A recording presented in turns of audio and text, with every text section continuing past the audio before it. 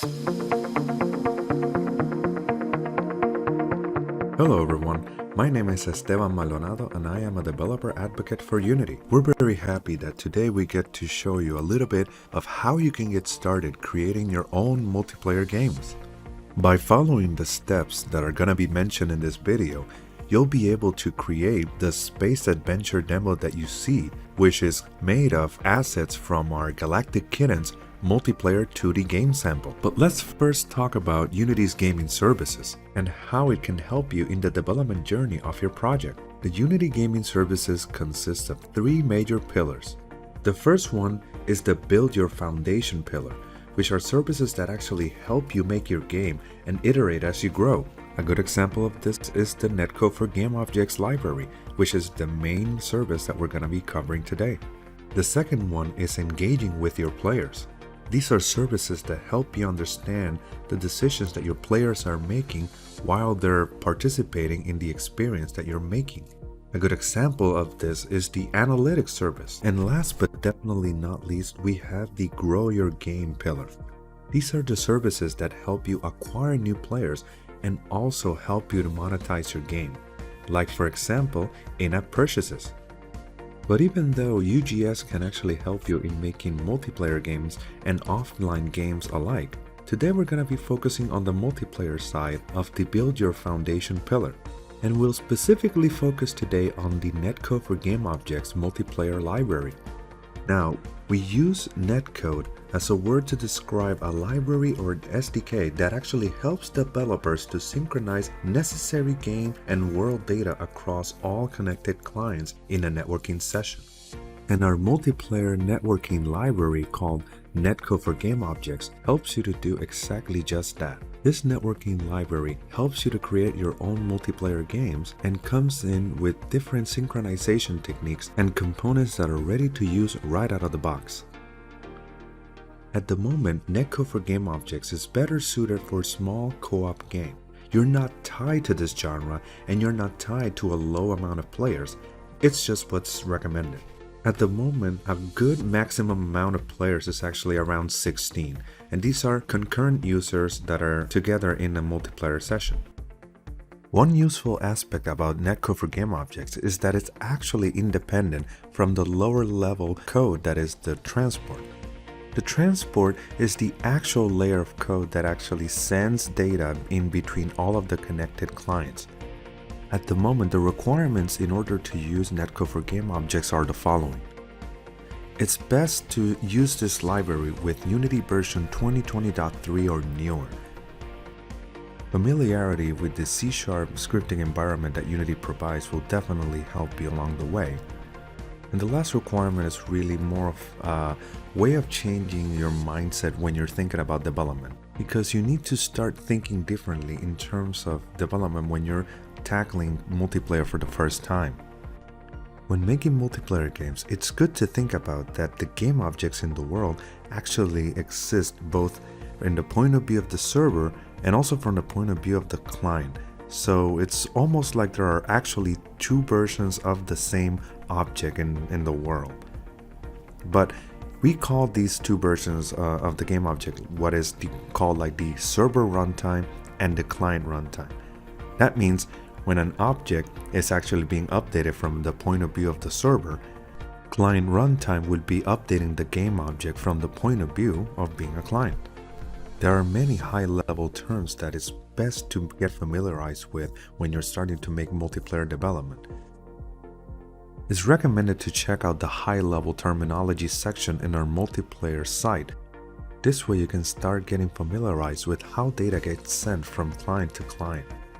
In order to access the project that we're going to be using for the rest of this video, please head over to the Galactic Kittens GitHub repository. From there, instead of using the main branch, please change to the Intro to Netcode Bootcamp branch. This branch contains the necessary assets and a reduced version of the full game for you to get started.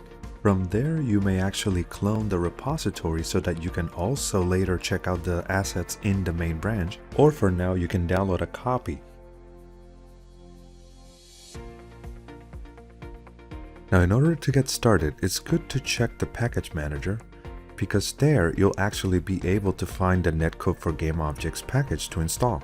Once you find it, go ahead and click on the install button below, and that's it. For the purposes of this video, I already had the Netcode for GameObjects package installed in my Unity editor, but you get the idea. Now head over to the scene called Start Here and press the play button. You'll see 3 buttons pop up, which is Host in order to actually start a session, Join to join an already active session, and Quit to just quit the application. I'm gonna click on the Host button to actually start a new networking session, but I'm gonna get an error. There's no network manager present. Let's go ahead and fix that right now.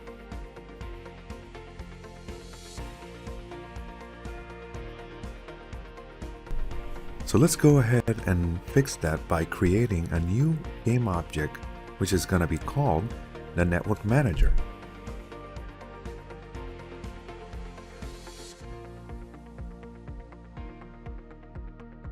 This game object is going to be holding a very important component in the Netcode for GameObjects library, which is going to be called also the Network Manager.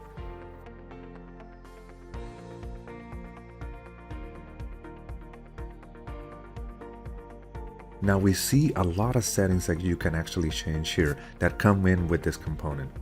But the very important one that we're going to set now is going to be the Unity transport. Now this is a setting that says how is it that the network session is going to be connected? How is it going to be started?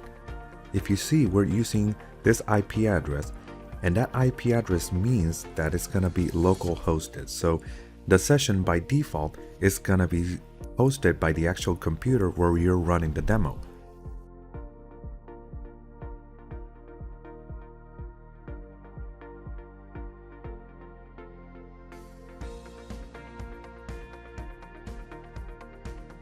Now that we've set that up, let's actually run the demo again.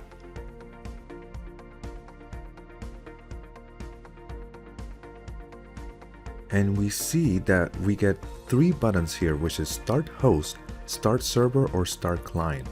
This means that you don't actually need to set up an actual UI to start testing the Network Manager, to basically start a new session. You can actually use those 3 buttons in the editor. But let's go ahead and use the menu, and you see now that the screen has gone black. Now there's technically a network session already happening, but it's just that right now there's no game objects, nothing actually happening, but this is already an active session.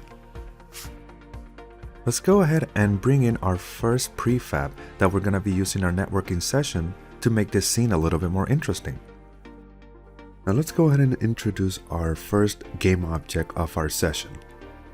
This player prefab field is technically an optional one, but this prefab will actually be instantiated as soon as the network session starts.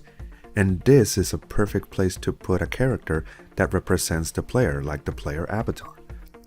So let's go ahead and search for this player spaceship. And this is going to be our character that's going to be representing the player when the network session starts.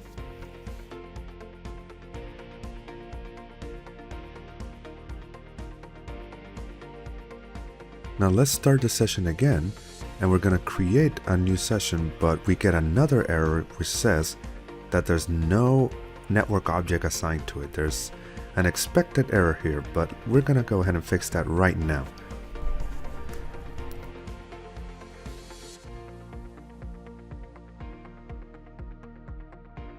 Let's go ahead into our simple player spaceship empty, and we see here that Netcode for GameObjects is throwing us an error. It is actually warning us of a very important component that is missing, which is called the network object.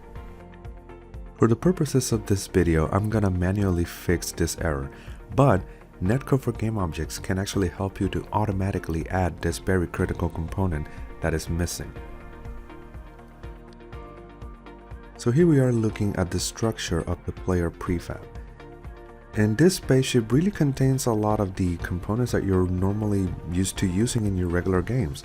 objects. You have your sprite renderer, you have your rigid body, you have your collider. If you notice on the left, you have another game object that represents the jet particles, the jet engine particles, for example. And honestly, this is still regular stuff that we're not into multiplayer development yet. Let's go ahead now and add our network object component. Like I mentioned before, Netcode for GameObjects comes with a lot of pre-made components for you to use in your game objects that are going to be replicated in this session. The network object is really one of the most important ones because it tells the network manager that we said before what to allocate when you want to spawn a new object. It is an actual unique identifier that the network manager uses to know what prefab to spawn and integrate into the session.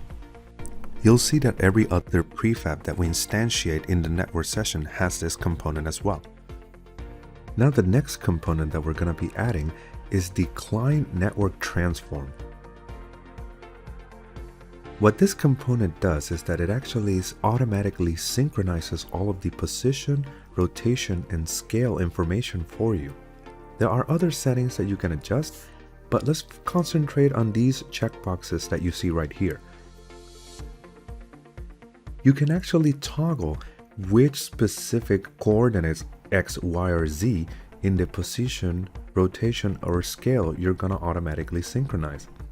Now, if this game is really a 2D game, we really don't need to synchronize the Z-axis because the ship is never going to move forward or backward in the camera. And also same with the rotation. I am never going to rotate in the X or Y axis. Maybe I'm going to rotate it in the Z axis, which is actually facing the camera, so I'm going to leave that in. But then the scale, I know that this player's spaceship is never actually going to grow or stretch. So we can actually just take all those three away.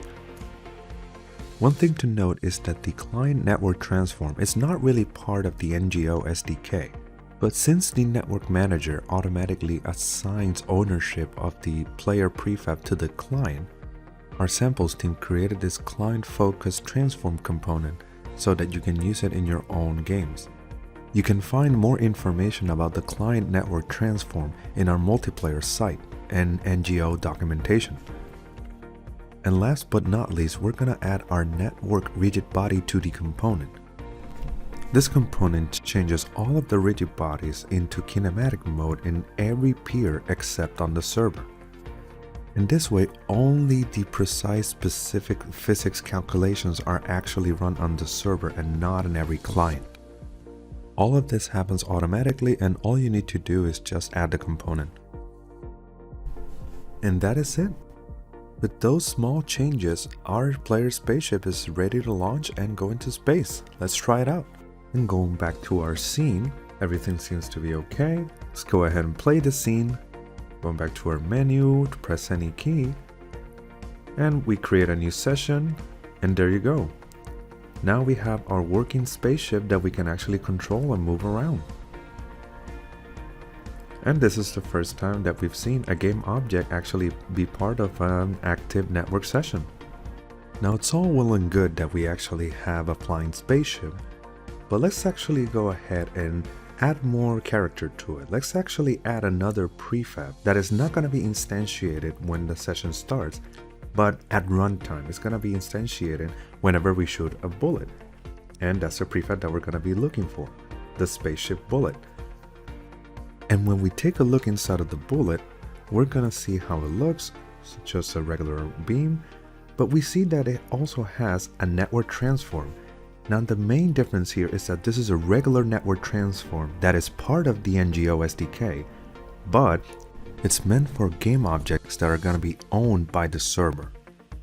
This would be the opposite of the client network transform that we saw earlier. If you notice, the network transform also has a lot of the omitted fields that we took away before from the network transform. Like, we're only synchronizing the X and Y position, only the Z rotation, and none of the scale. Because same as the player spaceship, this object is also never gonna grow or stretch. But other than that, you'll notice that this spaceship bullet also has a network object. And if we scroll down, we can see that it also has a network rigid body 2D, same as how we did before. And of course, you see other components that help define the behavior of the bullet. And now that we have that set up as well, let's go ahead and run the game one more time, start a new session, and same as before, we have our moving spaceship, but now, if you press the spacebar, you'll be able to shoot some bullets from the ship. If you look at the hierarchy on the left, you can see all of the bullet clones that were created. Now we have our flying spaceship and it actually shoots bullets and starting to look really cool. But there's something a little bit missing because it's all just a black background right now. What we saw earlier was a spaceship actually flying around in space, right? So let's go ahead and do that. Let's find and add the prefab called parallax, which actually includes 4 parallaxing backgrounds. Just drag it directly from the project view and into the scene and it'll be automatically set up. And when you start the game, the parallax background actually has a behavior that moves it around and gives it that illusion of flying around in space. But one cool thing to notice is that none of these objects in the parallax actually has any network behaviors on it. It doesn't have any multiplayer functionality. Why? Because these are details of the game that you don't have to synchronize exactly for every client. This goes back again to the point that I mentioned at the beginning, where having a new mindset is really one of those requirements that is required when entering multiplayer development. Okay, we've gone over the basics and we've seen how to prepare a network manager for a scene, and we've seen how you can actually prepare game objects for network replication. Let's jump ahead now to a more complete scene that I have set up for you on this branch. Go to the scene called Sample NGO Scene. You can see that it's really not that different from what we did in the previous scene. We have our simple player spaceship for our player prefab in the network manager, and we have the other objects that are going to be instantiated at runtime during the gameplay session. Let's go over now some enemies that are going to be appearing in the scene. If we look at this simple enemy, we see that it still has a network transform, a network object component, rigid body, box collider, all of that. Basically the same process as we did before. So when you're actually starting to learn NGO, this is really the process. Like, this is rinse and repeat of the same thing that we did with our first player spaceship. One thing to notice is that the meteorite obstacles that appear from the right of the screen, they actually do change in size. So if you take a look at their network transform settings, the X and Y on the scale is checked and synchronized. The Z one is actually omitted. This is not the full Galactic Kitten sample, it is a reduced version. But you can see how with using these simple objects, you can actually start to get a sense of what a game could be. All you've seen me do so far is test on one single instance and all of it on the editor. Let's go ahead and fix that. This project that you download should actually have all the build settings set up for you. The scene that I built here for this video is the sample NGO scene, the one that actually contained the enemies and the meteorites. As you see here, I actually created a copy of the built game. This is something that you only need to do on Mac. In Windows, you can just create the build once and open the same executable 2 times. I'm gonna open one instance and I'm gonna move it to the left. The other one I'm gonna open and put it up on the right. The left one, as you see, I'm gonna start it up as the host. And the other one, I'm gonna start it up pretty soon. I'm gonna show you the same thing that I showed you on the editor, but then the other one you see that I press on the join button, and now I actually have 2 instances running together and they're all participating in the same session. All of the enemies' movements are synchronized, and even the objects that are spawned, some of them visual effects. There's a little bit of delay, but remember, this game is not optimized like our boss room sample. We're just getting started and there's still a lot to learn. And the reason I'm able to test both instances on the same computer is because the network manager is set to be hosted in the local host. I hope that in following along all these steps, you've definitely gotten a bit of a sense of what it is to make multiplayer games. But your development journey really is just at the beginning. We're not going to cover advanced topics in this video, but we're definitely going to give you some resources that you can follow along and learn more. First up is the actual NGO website and the multiplayer website. This is definitely the best starting point for your multiplayer learning journey. In the NGO documentation, you'll find everything you need to get started, from just how the SDK actually works to very important networking terminology that is best for you to get familiarized with. And once you actually start to make your own games and your own development and try out the Netcode SDK, definitely head over to our Unity Multiplayer Networking Discord.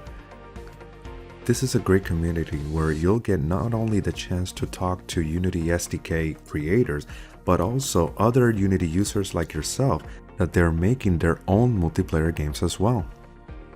And of course, you can still get a lot of help from the Unity Multiplayer Forum. Get to know Galactic Kittens as a sample on our website.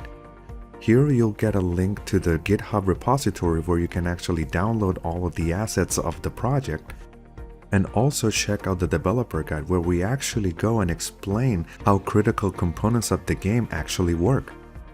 But again, definitely do not pass up on visiting the NGO website and the multiplayer guide.